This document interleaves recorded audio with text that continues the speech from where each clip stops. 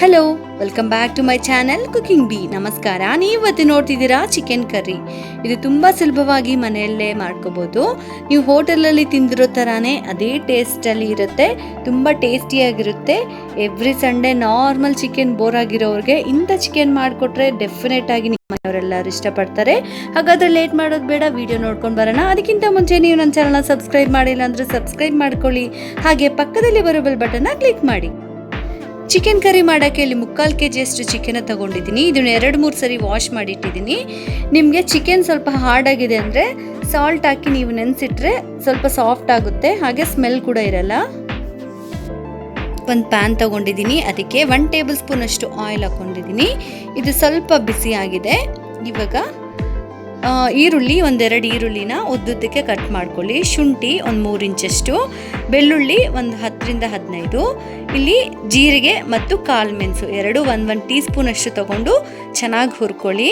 ಈ ಜೀರಿಗೆ ಪೆಪ್ಪರ್ ಹಾಕೋದ್ರಿಂದ ತುಂಬಾ ಟೇಸ್ಟ್ ವೇರಿ ಆಗುತ್ತೆ ನಿಮ್ಮ ಚಿಕನ್ಗೆ.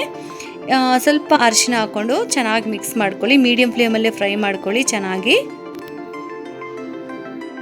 ಈರುಳ್ಳಿನ 3-4 ನಿಮಿಷ ಫ್ರೈ ಮಾಡಾದ್ಮೇಲೆ ಹಸಿ ಕೊಬ್ಬರಿ 3 ಟೇಬಲ್ ಸ್ಪೂನ್ ಅಷ್ಟು, ಧನಿಯಾ ಪುಡಿ 1 ಟೇಬಲ್ ಸ್ಪೂನ್ ಅಷ್ಟು, ಅಚ್ಕಾರದ ಪುಡಿ 1/4 ಟೇಬಲ್ ಸ್ಪೂನ್ ಅಷ್ಟು ಹಾಕ್ಕೊಂಡು ಫ್ಲೇಮ್ನ ಲೋ ಫ್ಲೇಮಲ್ಲಿ ಇಟ್ಕೊಳ್ಳಿ. 1 ನಿಮಿಷ ಫ್ರೈ ಮಾಡಿಕೊಂಡು ಸ್ವಿಚ್ ಆಫ್ ಮಾಡ್ಕೊಳ್ಳಿ, ಇಲ್ಲಾಂದರೆ ಮಸಾಲೆ ಎಲ್ಲ ಬೇಗ ಬರ್ನ್ ಆಗೋಗುತ್ತೆ.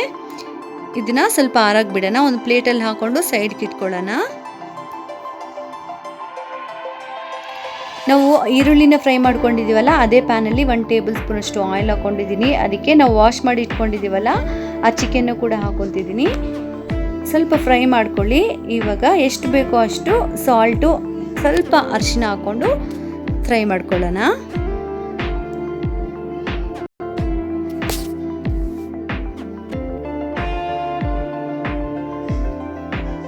ಈ ರೀತಿ ಒಂದು 5-10 ನಿಮಿಷ ಈ ರೀತಿ ಫ್ರೈ ಮಾಡ್ಕೋಬೇಕು.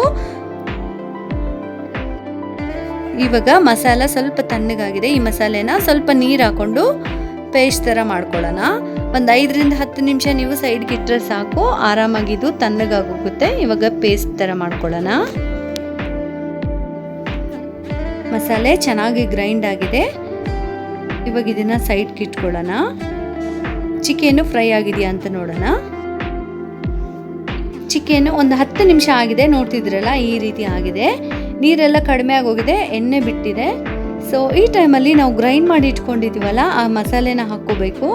ಈ ಮಸಾಲೆನ ಹಾಕ್ಕೊಂಡು ಚೆನ್ನಾಗಿ ಮಿಕ್ಸ್ ಮಾಡ್ಕೊಳ್ಳಿ.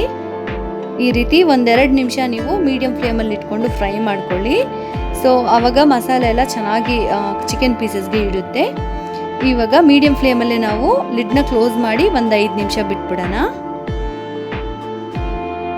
ಇಲ್ಲಿ ಒಂದು 7 ಮಿನಿಟ್ಸ್ ಆಗಿದೆ, ನೋಡ್ತಿದ್ರಲ್ಲ ಎಣ್ಣೆ ಎಲ್ಲ ಈಚೆ ಬಿಟ್ಟಿದೆ. ಸೊ ಈ ರೀತಿ ಆದರೆ ಚಿಕನ್ ಆಲ್ಮೋಸ್ಟ್ ಕುಕ್ ಆಗೋಗಿದೆ. ನಿಮಗೆ ಸೆಮಿ ಸಾಲಿಡ್ ಥರ ಬೇಕು, ಈ ಥರನೇ ಗ್ರೇವಿ ಬೇಕು ತಿಕ್ಕಾಗಿ ಅಂದರೆ ಇದೇ ರೀತಿ ಇಟ್ಕೋಬೋದು.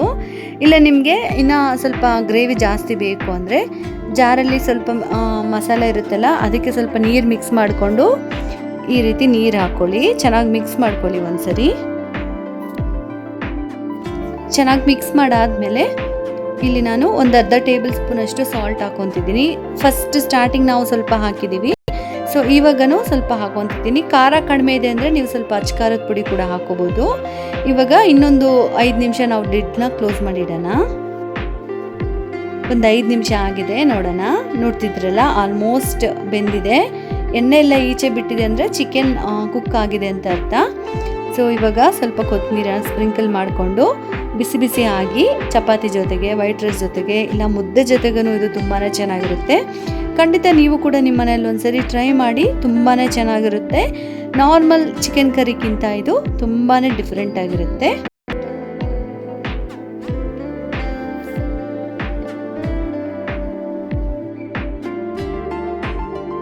ನೋಡಿದ್ರಲ್ಲ ಈ ಡಿಫರೆಂಟ್ ಆಗಿರುವಂಥ ಚಿಕನ್ ಕರಿನ. ಖಂಡಿತ ನೀವು ಕೂಡ ನಿಮ್ಮ ಮನೆಯಲ್ಲೇ ಟ್ರೈ ಮಾಡಿ, ತುಂಬ ಟೇಸ್ಟಿಯಾಗಿ ಡಿಫ್ರೆಂಟಾಗಿ ಅನಿಸುತ್ತೆ.